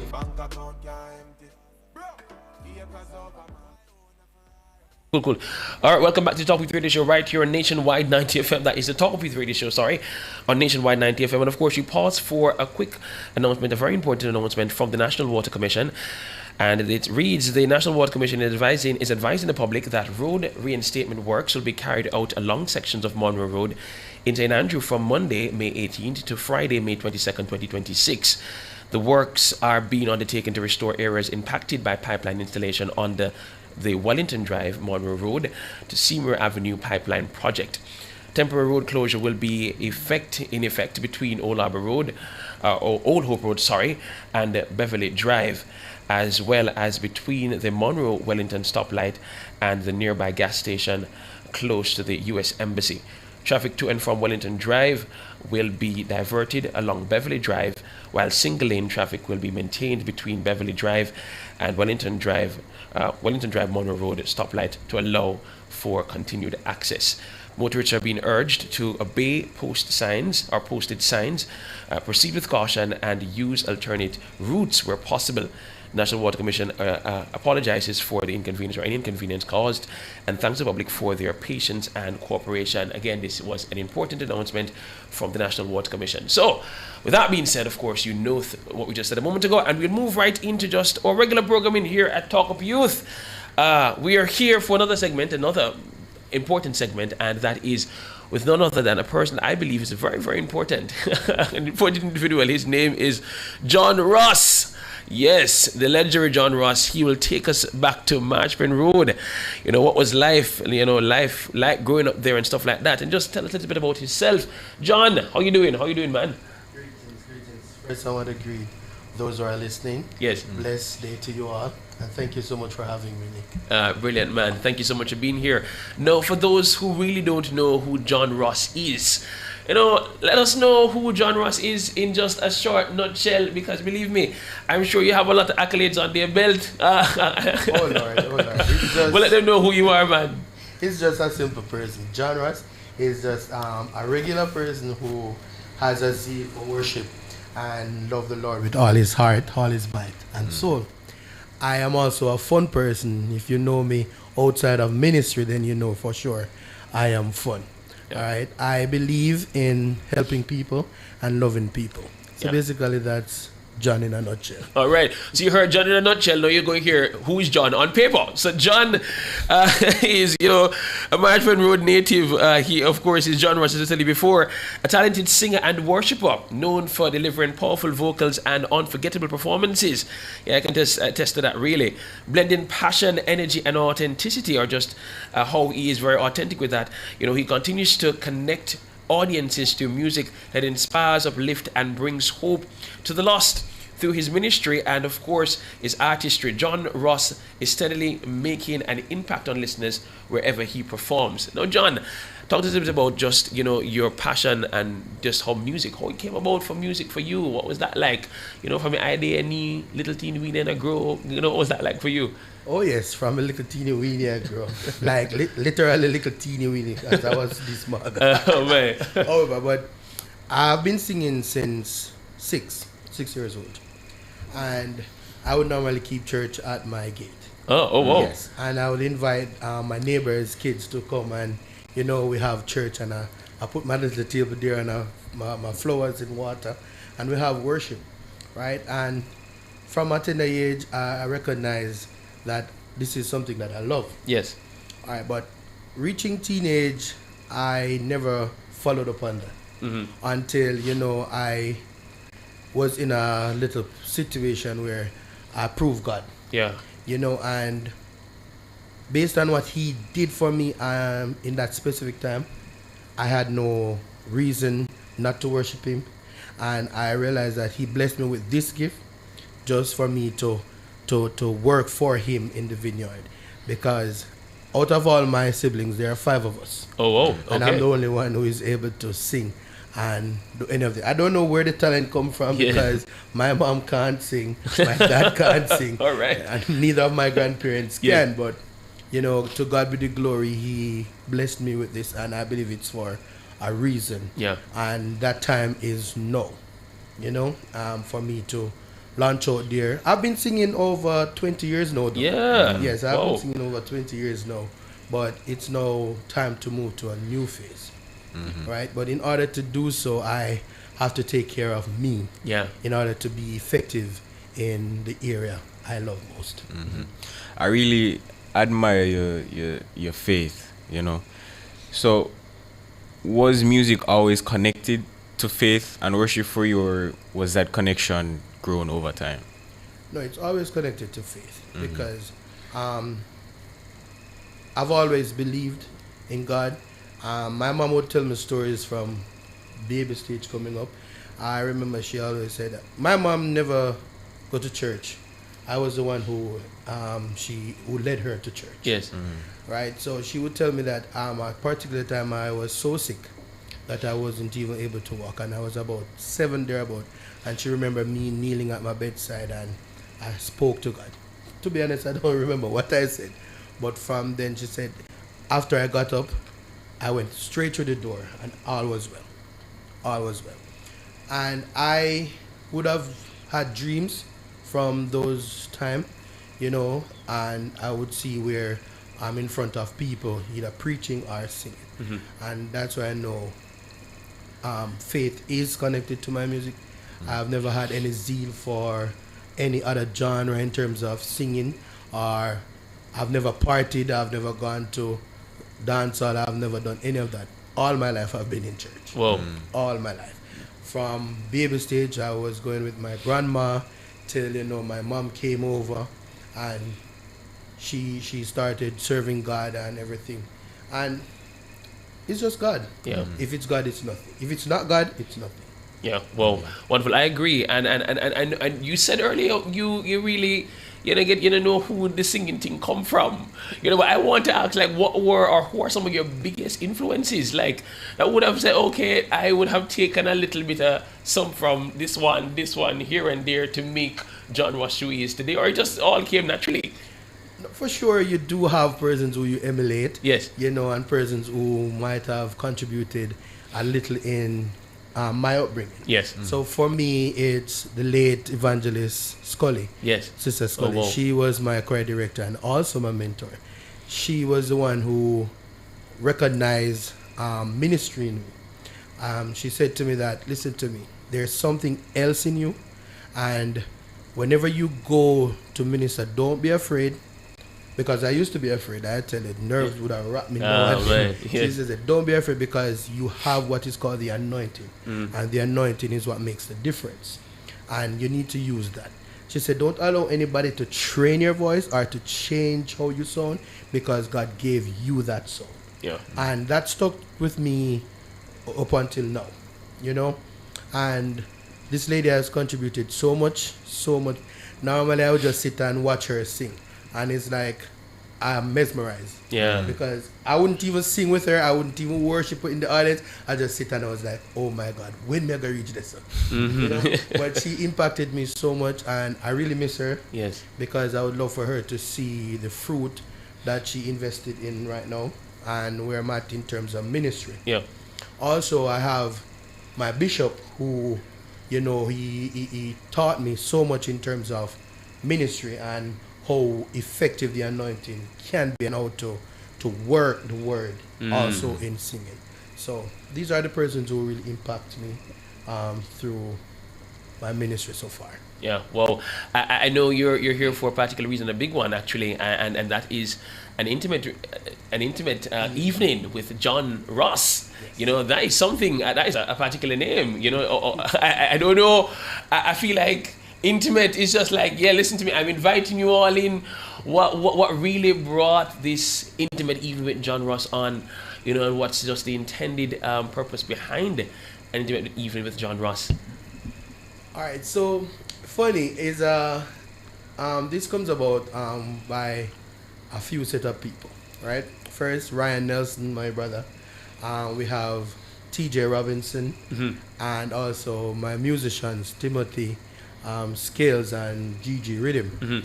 They were the ones who said, listen, bro, your sound is not just for church. You need to do something and get out there. But for me, I'm always afraid of the industry. Oh, wow. I'm always afraid of the industry. And working in the church, that's me. Come here, your concert and do worship at church, I'm fine right there. But for over the years, they've been pumping me, and that's one of the reasons. Secondly, for the past 4 years, I have this mass on my right hip. From time to time, it pains, and then it gets larger over the period of time. I've been at the hospital for 4 years now on the clinic. Oh, wow. Surgical clinic, and no breakthrough so far. Now, this hindered my mobility, and sometimes I'm unable to walk. If you notice, I came in here with a limp because I have to be on painkillers. Oh, wow. I'm unable to sit for long hours or even to lie down in one position for long hours. I had to, take some time from work, and it has been 2 years now, to accommodate surgery, and up until now I haven't heard from the hospital. I reached out to the Ministry of Health and also the minister.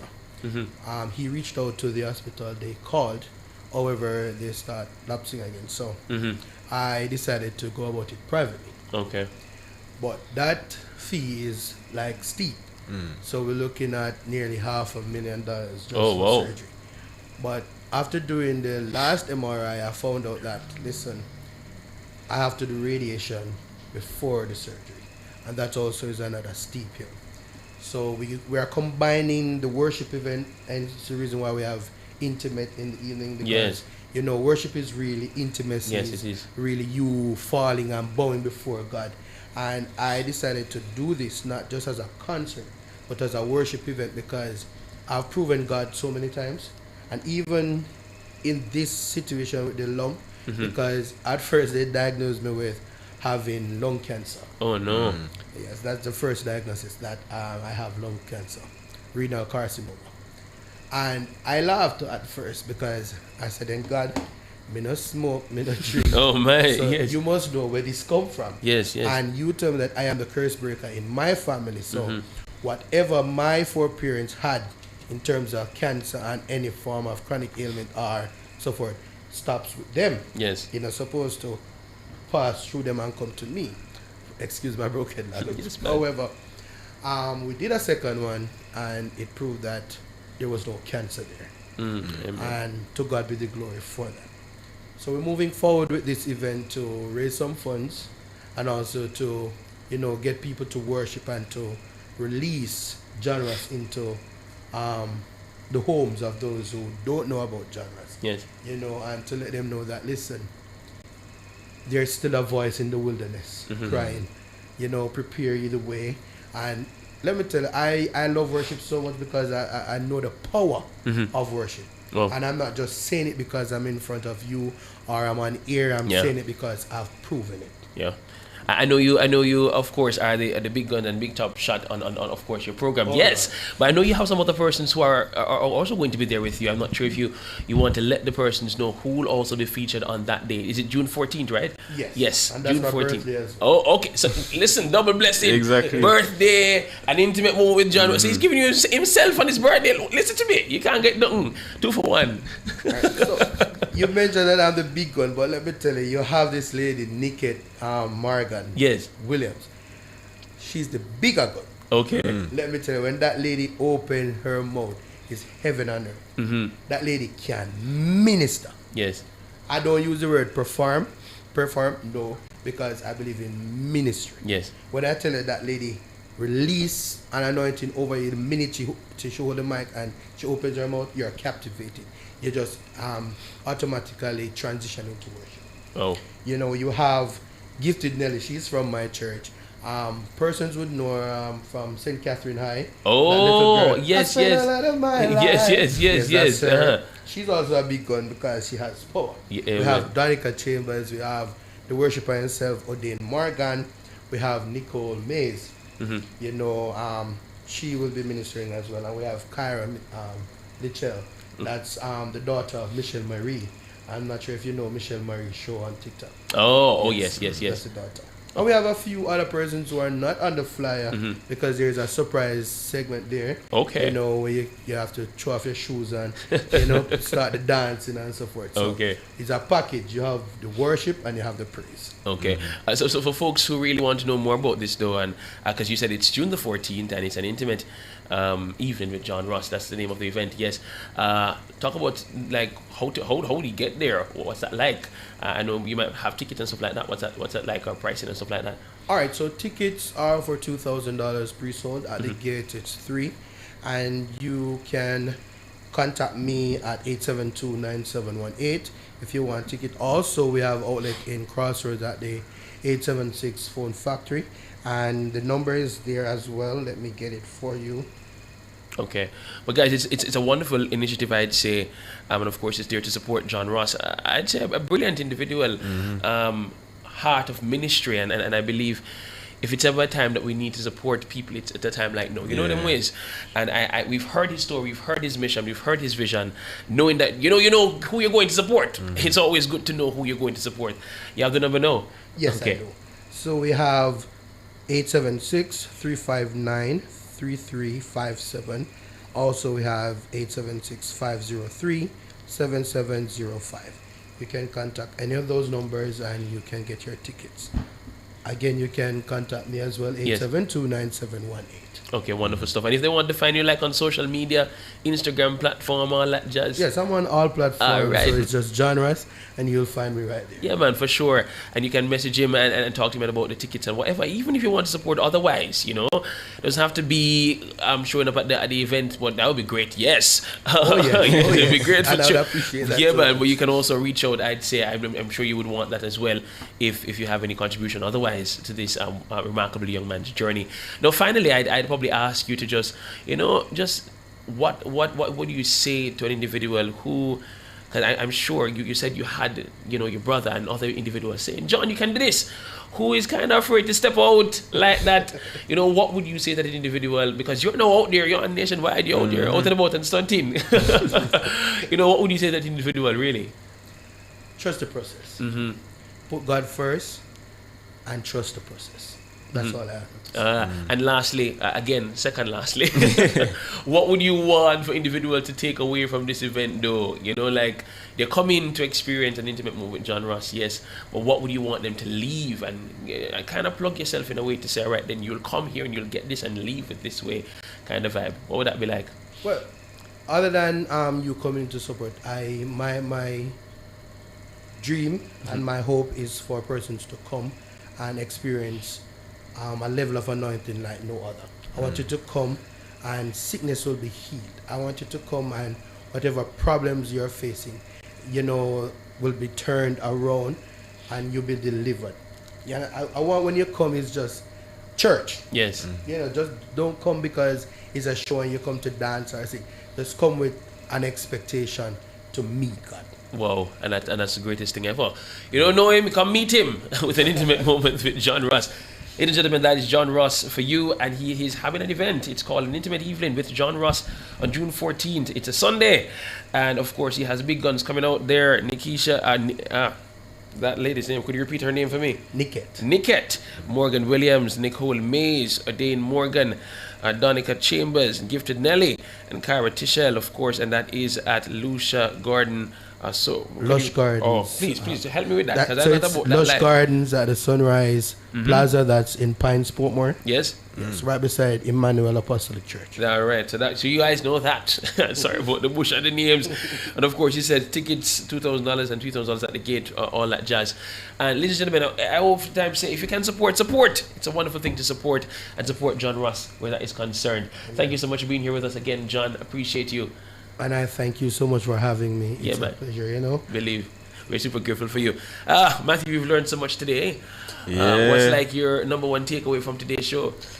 To be honest, this conversation, seeing his unwavering faith in facing these kind of troubles, it's inspiring. As a man who wants to get closer to God as well, it's inspiring seeing somebody not only putting themselves out there, but also trying to put other people, other youths closer to God. Yeah, that's absolutely wonderful. I'd say thank you so much again, John, for being here. And we've had a wonderful rundown in today's show, you know, from talking with Rose himself about CSEC and Cape and all that jazz. Believe me, and preparing yourselves for such, believe me, it's a good thing to kind of be prepared and get yourself prepared for examinations. Aside from that, we spoke with Nathan Morris, founder of Fix Jamaica.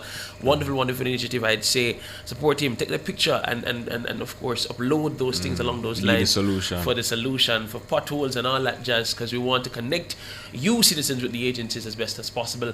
And we also spoke to Javon Keys. He's there with Sagicor. I'd say brilliant individual, orator and all that jazz, but he wants to let you know that Sagicor is often offering and putting out there a scholarship for you all to apply for it. I think the date is May 31st. Yeah, man, support. And of course, if you want to, you know, get in touch with Sagicor, I believe they said you have the Instagram pages and stuff like that. Youths, we oftentimes want for you to understand that it's important for you to, you know, thrive to be your best. And aside from that, note that you have opportunities out there. I don't want to mess up what I'm saying, but I want to ensure that you all understand what I'm trying to say.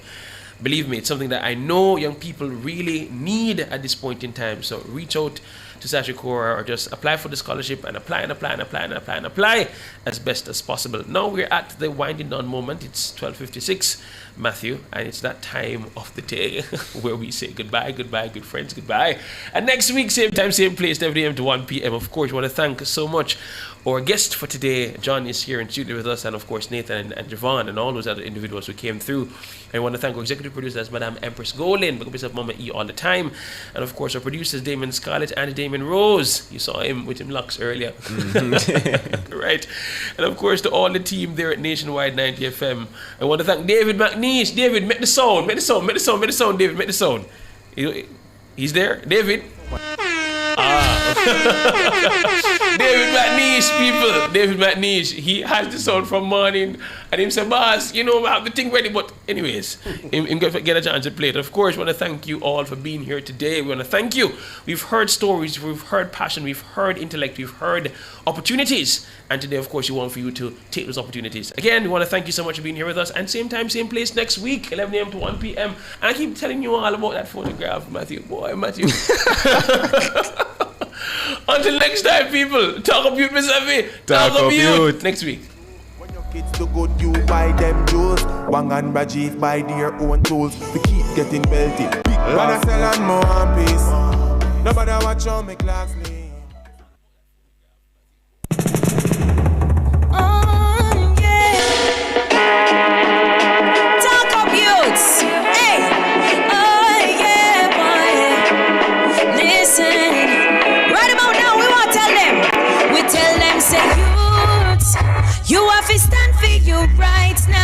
Now is the time. Youth for chat and youth for act and youth for unite right now. No silence, you youth. You have to stand for your rights now. Now is the time. Tell the people.